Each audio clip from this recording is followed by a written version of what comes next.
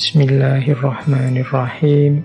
Assalamualaikum warahmatullahi wabarakatuh. Falsafah puasa. Puasa ini kan salah satu ibadah yang oleh Al-Quran terang-terangan disebut dijalankan oleh semua umat-umat terdahulu. Kalau teman-teman membaca lebih detail sejarahnya para nabi, itu hampir di setiap sejarahnya nabi ada kisah aktivitas atau amalan yang jenisnya puasa ini.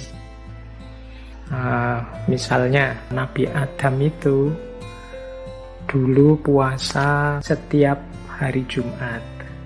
Ada juga riwayat Nabi Adam itu puasa tanggal 10 Muharram karena hari itu beliau bertemu dengan Ibu Hawa di bumi.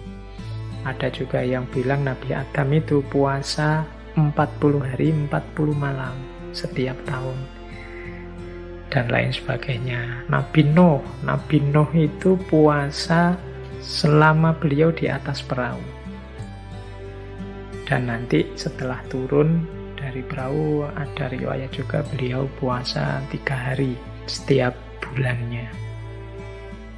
Nabi Yakub ini ayahnya Nabi Yusuf, beliau sering puasa untuk keselamatan putra-putranya. Putranya sendiri Nabi Yusuf itu juga puasa sejak dalam sumur, puasa saat di penjara, bahkan ada riwayat beliau ini puasa juga saat menjadi Menteri Perekonomian Mesir saat itu. Ada kalimat yang populer dari beliau, mengapa kok beliau masih puasa meskipun sudah jadi menteri? Jawabannya Nabi Yusuf, karena aku khawatir kalau aku kenyang, nanti aku lupa dengan kelaparannya, kondisi perutnya fakir miskin. Beliau ini kan menteri urusan ekonomi yang ngurusi kesejahteraannya rakyat, maka beliau puasa biar beliau tidak lupa bahwa seperti ini loh rasanya lapar itu, sehingga beliau semangat untuk membantu kaum fakir miskin, apalagi posisi beliau ini menteri perekonomian. Ada lagi misalnya Nabi Yunus ini beliau puasa saat ditelan oleh ikan hiu selama beberapa hari. Nabi Ayub puasa saat beliau menjalani ujian sakit. Nabi Musa ini menurut riwayat sebelum menerima wahyu ke Bukit Sinai, beliau ini puasa 40 hari 40 malam. Nabi Dawud, kalau ini teman-teman kenal kan namanya puasa Dawud, 1 hari puasa 1 hari berbuka. Dan mungkin banyak kisah-kisah para nabi, kisah-kisah umat terdahulu yang berpuasa. Nah, malam hari ini kita ambil tema-tema yang sedikit berbeda tentang puasa. Semoga setidaknya nambah wawasan kita, mengapa kita harus puasa, apa pentingnya puasa. Yang pertama, kita kenali dulu bagaimana kita menjalani puasa ini, atau apa yang terjadi saat kita menjalani puasa. Jadi puasa itu ketika kita menjalaninya itu setidaknya terjadi 4 hal. Jadi ketika kita menjalankan puasa itu kita sedang menegakkan 4 hal secara sekaligus. Ini kalau pakai bahasa lain ya bisa kita sebut inilah nilai-nilainya puasa. Yang pertama apa? Kita sedang menegakkan nilai-nilai normativitas. Normatif itu ya nilai yang jadi norma, aturan, kewajiban. Jadi kita sedang menegakkan kewajiban beragama. Ini namanya nilai normatif. Ya kalau ini kan sudah tidak perlu dijelaskan, ya memang kita diperintahkan untuk puasa dan sifatnya wajib di bulan Ramadan. kutiba alaikumus syiyam. Nah, ini namanya nilai normatif yang sedang kita tegakkan. Tapi tidak hanya ini saja. Ketika kita menjalani puasa, kita juga sebenarnya sedang melakukan pembersihan diri. Nah, nilai ini namanya nilai purifikatif. Makanya nanti dalam surat Al-Baqarah itu puasa itu disebut puncaknya adalah ketakwaan. Orang yang bertakwa itu kan orang yang batinnya jernih sehingga anggota tubuhnya secara otomatis sukarela menjalani perintahnya dan menjauhi larangannya.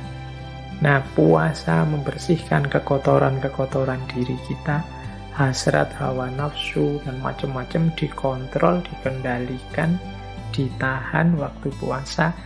Ini namanya kita sedang melakukan purifikasi, pembersihan. Ini kan berarti nilai pertama nilai normatif, nilai kedua nilai purifikatif. Puasa itu kita menjalani kewajiban sekaligus membersihkan diri. Yang ketiga nilai preventif. Preventif ini nilai pencegahan.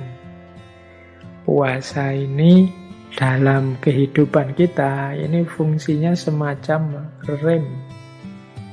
Kita ini sepanjang tahun seperti orang lari, maka saat hadir bulan Ramadan ini saatnya kita mengendalikan diri sebentar. Kita ngerem sebentar. Ini fungsi preventif. Bahkan tidak hanya Ramadan, ada banyak hadis yang menjelaskan bagaimana puasa itu adalah benteng kita. As-saumu junnatun. Jadi, dan ini tidak hanya di bulan Ramadan, Rasulullah itu menyarankan misalnya, wahai anak-anak muda, barang siapa yang sudah mampu kawinlah, tapi yang tidak mampu puasalah. Karena puasa bisa jadi benteng. Nah, ini namanya fungsi preventif.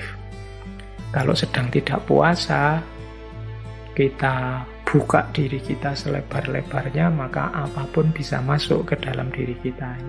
Yang baik maupun yang buruk, yang kotor maupun yang indah masuk semua. Tapi ketika kita puasa, kita dilatih untuk preventif, menahan diri, memasukkan ke dalam diri kita yang baik-baik saja. Khawatir puasanya batal.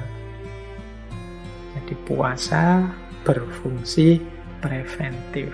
Itu nilai ketiga yang kita hidupkan saat kita puasa. Pak, tapi saya kalau puasa itu sebenarnya tidak terlalu jadi benteng juga. Kok saya itu kadang ngomongnya juga masih tidak kontrol. Nah, itu berarti puasanya kurang sempurna.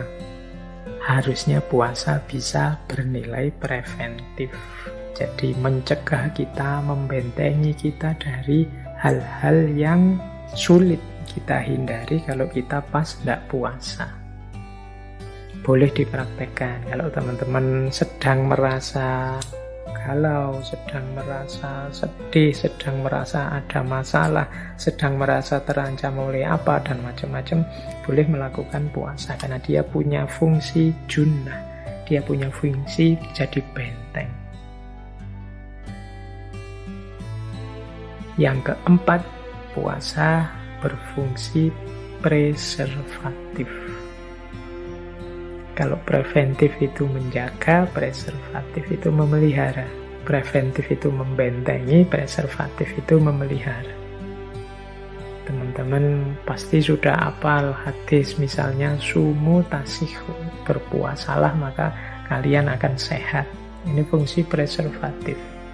Tadi saya bilang puasa ini semacam rem, paling tidak rem yang mengendalikan agar tubuh fisik kita ini tidak terlalu capek, tidak terlalu lelah bekerja terus-menerus dari pagi sampai malam. Ada istirahatnya, ini lebih menyehatkan. Nanti ada fungsi-fungsi puasa selanjutnya. Tapi yang jelas puasa juga berfungsi preservatif, memelihara kita biar sehat, jasmani, rohani, mental, spiritual. Jadi ketika kita menjalani puasa, secara sekaligus kita menegakkan 4 nilai. Yang pertama, nilai normatif, bahwa puasa itu adalah kewajiban. Yang kedua, nilai purifikatif, bahwa puasa itu membersihkan kotoran-kotoran dalam diri kita, khususnya kotoran batin. Yang ketiga, puasa itu bernilai preventif, karena kita mampu menjaga diri kita dari hal-hal yang merusak lahir maupun batin.